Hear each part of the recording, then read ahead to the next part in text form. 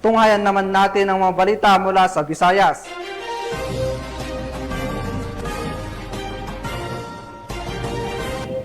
Nakumpiska ng mga otoridad mula sa isang suspect ang hindi lisensyadong baril matapos ang sinagawang operasyon ng Cebu City PNP.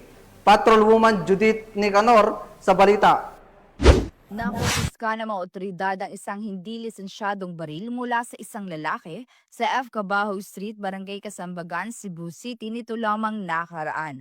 Kinilala ni Police Colonel Enrico E. Figueroa, City Director ng Cebu City Police Office, ang suspect na si Jeruel, 39 anyos at residente ng Purok Marvis Gold, Sabang, Sibungas, Cebu.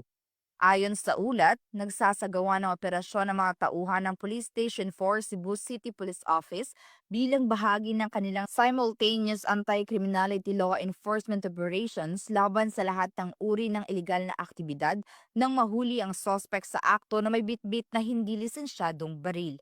Nakumpiska mula sa suspect ang isang .38 caliber revolver na walang serial number at 2 live ammunition. Nahaharap ang suspect sa kasong paglabag sa Republic Act 10591 o ang Comprehensive Firearms and Ammunition Regulation Act at gayon din sa COMELEC gun ban na kasalukuyang umiiral. Patuloy na pinaaalalahanan ng Cebu City Police Office ang publiko na iwasan ang paggamit ng iligal na armas at makipagtulungan sa mga otoridad upang mapanatili ang kaayusan at kaligtasan ng komunidad dahil sa bagong Pilipinas ang gusto ng pulis, ligtas ka.